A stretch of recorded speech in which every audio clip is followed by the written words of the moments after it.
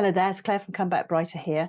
I'm going to talk to you today about the little clues that narcissists give you when it comes to the things that really matter to them. And this is really interesting because there's like a parallel here. There's like a pattern here. And this is the thing about narcissistic abuse is there's the circumstances and the situations might be different for everybody. Okay, exactly what the abuse is, exactly the situation, whether it's a mother or a father or whatever it is, but they behave in ways that are so similar. And I, for one, am I don't know that pleased is the right word, but find that like a relief that there are patterns in their behavior because it's very validating. So when you're watching a video, hopefully some of mine, and you're thinking, that resonates with me. Oh my gosh, that sounds so familiar. That's really reassuring because then you know it's not you. And they play from the same songbook. Their behaviors or they're like the reasoning behind their behaviors are the same. Okay, so I'm going to share with you about two narcissists that I know. And this concerns like their home environment. Okay, one is a bedroom and the other one is a living room. So in one of these narcissist living room, they had lots and lots of trinkets everywhere, little bits and pieces everywhere, which just I can't stand all that stuff everywhere. Anyway, and a lot of the stuff was things that they brought back from holiday. So it wasn't necessarily the normal kind of ornaments that you might expect, especially from an older person. It was slightly unusual items. Okay. And on their wall, they had this French hen. It was a a homemade kind of thing made with pasta and different textures and all manner. I don't know that you call it a sculpture. I don't know what you call it. It wasn't 3D or anything, but and in this house, right, this was a woman who had children and grandchildren, and there wasn't a single photograph in the living room of anyone. Not of her and her husband when they got married, not of her children when they were babies or growing up or adults, and none of her grandchildren either. Okay. And I have a very curious mind. So when I'm thinking about these things, I'm detached emotionally from all this stuff now. I can look at it and be curious about it and see, well, what does that mean? Now, the story is that this particular narcissist was a retired teacher. And so the story that she'd made this French hen with the children at her school, okay, or they'd all made one and she'd made one as well. So she'd made like a demonstration one and to show the kids, and the kids had made them as well. But this was on her living room wall. She was very, very proud of this. A lot of people asked her about it. She would tell me that virtually everybody that came into her living room would ask her about it because it was unusual, because it was unique, because it wasn't something that you'd normally see on a living room wall. She got a lot of attention for it. And then she could tell everybody that she was a teacher if they hadn't known already. So they had all these little mementos of their holidays everywhere, and she had this French hen on the wall. And to me, what this means, right, I'm no psychologist, but to me what this means, and no family, is that family's not important. Family didn't matter. She didn't want to have photos of her children. She didn't want to have those memories. She didn't want to be reminded of what her children were like when they were babies, or really, well, you know, as they were growing up. There were no reminders whatsoever. You would have walked in there and you would have thought that she didn't have children. You could have thought that very easily. So why did she have this stuff? Because what was most important to her image and her identity was that she was a teacher. And that's why she had this French hen on the wall, or hen, whatever, on the wall. And they had all these trinkets from their traveling to show how well traveled they were, how kind of cultural they were, how experienced they were with other cultures and all the rest of it. And this was mainly like European stuff. You know, they mainly went to like Italy and whatever for their holidays, but they'd always bring back something unusual. And then again, it could be a talking piece. It could be something that she would have to explain why it was there. And then there would be this kind of maybe element of bragging that she'd been on holiday and been to this amazing place, and she picked up this unusual item while she was there. So what was most important to her? Her holidays, to show that she traveled, and the fact that she had been a teacher. But family were not there at all. And when it came to like this living room, it wasn't her living room, okay? It was her showcase. It was her place where she could show off the things that were most important to her. It was a place that she could like compound her image, okay? Because even though she'd been a teacher and retired for 10, 20, 30 years, whatever it was, you know, years ago, she still had this on the wall. So she was still clinging on to that image that she had as being a teacher. But by this time, she was obviously a mother and she was a grandmother, but that image wasn't important to her. She didn't care about that. Whereas there might be other narcissistic grandmothers that have got pictures of their grandchildren and children plastered everywhere, because that's important to their image. So this is how you find out what's important to them and what they will fight tooth and nail to defend. So you might have the narcissistic grandmother who's got all the pictures of her children and her grandchildren everywhere. The whole place is pickled with pictures, but it will all be for show. It'll all be about those photo opportunities that they had, which might then in turn go to social media as well. Because that's a lot of that is about presenting a false image too. But when you've got the photos everywhere and you've got the photos of the grandchildren having fun, people would make the assumption this is a loving grandmother. But that is what is important to her image. There is no genuine love underneath that. There is no sincere connection with her grandchildren. There is no love and approval for her children or her grandchildren. It's all about the image. So the other example I have, and this is really, I've only just, so this might give you some clues. It might give you some clues when you go into a narcissist home, what is everywhere. And that will be what's important to their image. And that will be the thing that will, they'll fight the hardest for. They will be determined to be presenting themselves as a certain kind of person.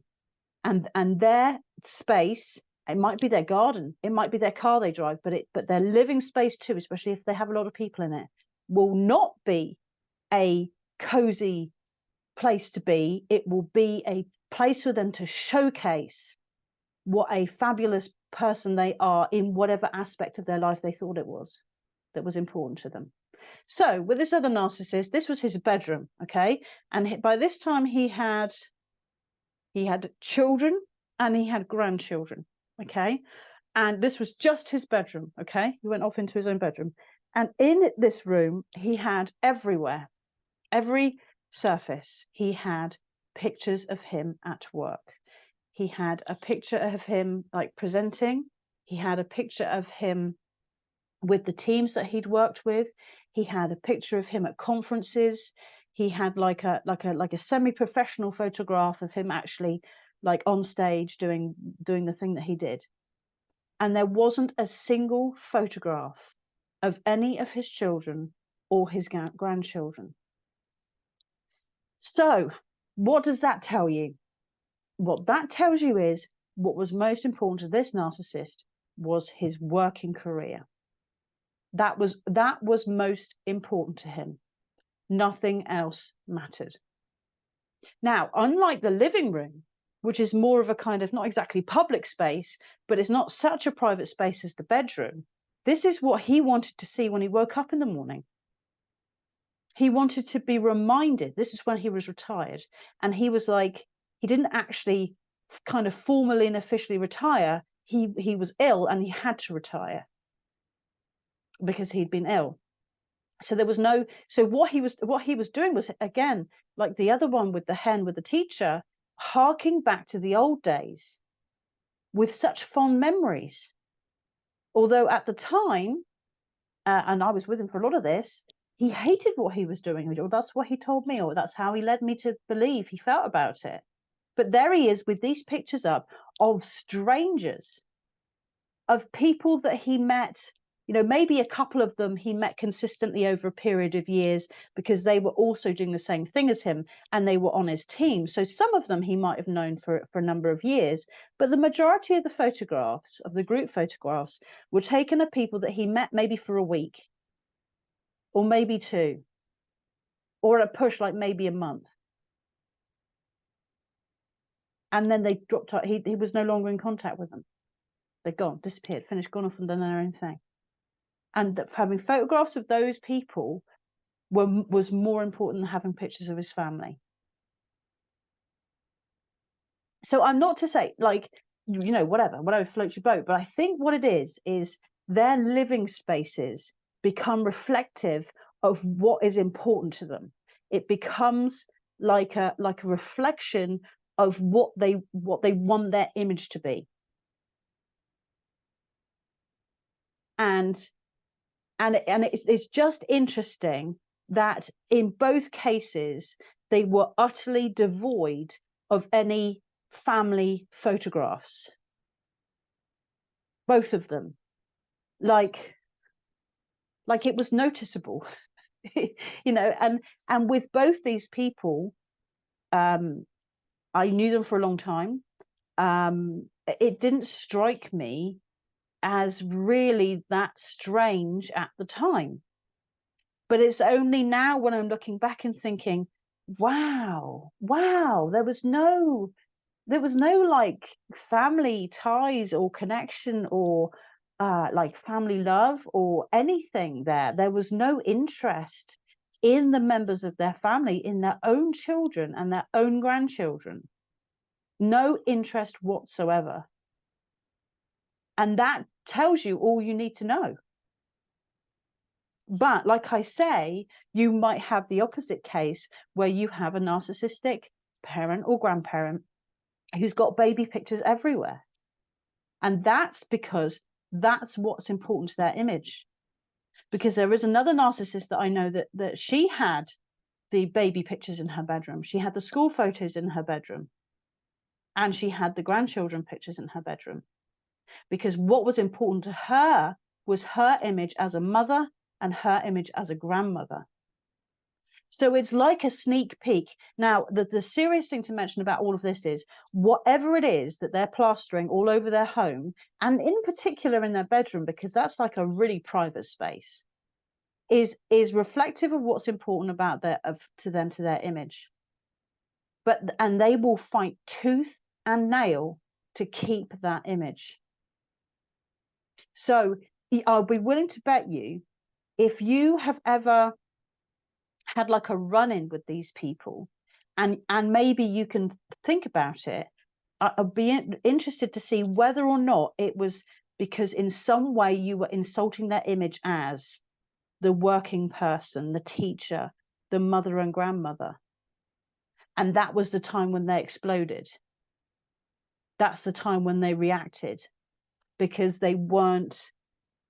you were in some way kind of cracking that veneer of that image that they had of themselves, and they were so desperate to perpetuate and so desperate to put out to other people all the time. That will be the time when you see the really ugly side of them, when they feel like you're attacking their image, because that's all they've got.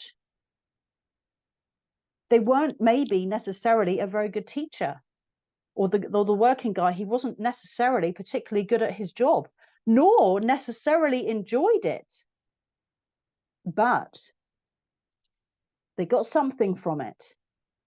With the teacher was probably the social standing, was being like well regarded in the community as a teacher, was, the standing within the school as being a teacher as well, because of course there were other staff as well. So it gives them an opportunity to kind of maybe lord it over people because they're a teacher. And maybe if they worked their way up the ladder, so they were a deputy head or head teacher, then that gave them even more opportunity to lord it over everybody else. They were better, and they were recognized as being better because they got these promotions.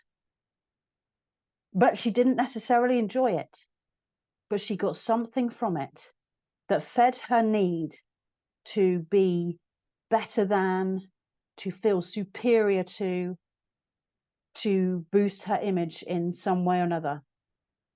And the same with the guy who was working.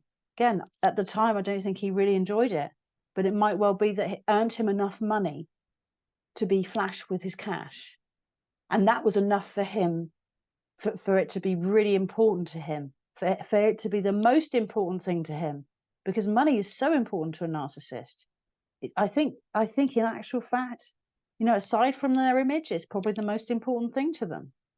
Gives them a lot of power over their family members. So it might have been just that he was financially compensated.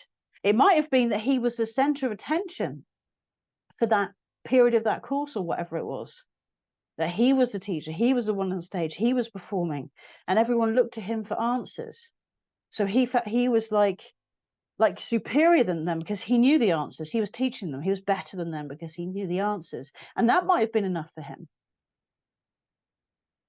And the one that was the grandmother, the mother and the grandmother, what kind of mother was she? What kind of grandmother was she? Was she a mother who was loving and accepting of her children and her grandchildren? Did she care for them? Really? Probably not. But her image was to look like a good mother and grandmother. So it can give you a bit of a clue. I don't know how it would help you necessarily, but it might be a way to, it's just, as far as I'm concerned, it's just another way to understand these people. If you can dig down and find out what's important to them, and you're still in contact, then it might help you. This is a subject to avoid. We won't talk about their work because whenever you're talking about anything to do with that image, it's really dicey ground. You don't know when you're going to step on a landmine and they're going to explode. And it's a completely unreasonable, over the top reaction to whatever it is that you've said. But if this is retrospective, right? If you are no contact, you know, short term or long term, it's just interesting. It's just interesting to look and see, right? Because it's like a statement. I think the other thing as well is, I think it's just meant, I don't know, probably, but it's meant maybe as another slight. It's meant as another way for you to feel not important if you're a family member. So if you go into a family member's house and everywhere they've got evidence of their working career or a hobby they have or whatever, a sport they like, but there's not a single picture of a family member, and most especially not a picture of you, you're supposed to feel that's like you are not as important as their sport, their hobby, their profession, their job, whatever it is that they've got plastered everywhere. You're meant to feel that. So it's like a double whammy. You're already feeling unimportant, and like you're trying to like earn their love and approval, and then you go in and it's like, well, I'm not important, am I? Because there's nothing of me here, and there's nothing of my children here. So it's meant as just another stab as well. So I hope this brings you greater understanding. It's really fascinating when you see the links between different people, different families, different experiences that you've had with narcissists, and you can see there's another pattern there. The more that we can either identify what it is that they're all about, if you're still in contact, I think that gives you a certain amount of kind of like understanding, which might help you. Okay, it might help you as in, you know, what to talk about, what not to talk about. If you've got to appease them for something, then you know that, oh, right, what's important to them. Oh, look, it's all over their living room. It's their career. Let's say something about their career, like buffer them up a bit. Now, I've got to say, right, part of me did feel a little bit uncomfortable about doing this kind of thing. It's like stroking their ego. It's like you're being manipulative. But if you still have to have contact with them, then you've got to make it as easy as possible for yourself. That's all that matters. And especially if you're taking measures at the moment to distance yourself because you've realized what the dynamic is and you want to pull away, but you've got to sort out certain issues with them before you do, you've got to make it as best as you possibly can for yourself. And if you're no contact, having a look and thinking about the living spaces of these people when you have cut contact, that will tell you what their priorities were. And in some ways, it's validating. In some ways, it's validating because you might suspect these things, but to actually think, well, this, and this, that adds up. That makes sense. So I hope it makes sense to you. I hope that it helps you in one way or another, validates you or helps you deal with these people because, boy, they're difficult to deal with. And it's difficult to validate yourself. If you want my help, if you need my help, I am here for you. Please reach out to me, Clare, comebackbrighter@gmail.com, or drop a comment here.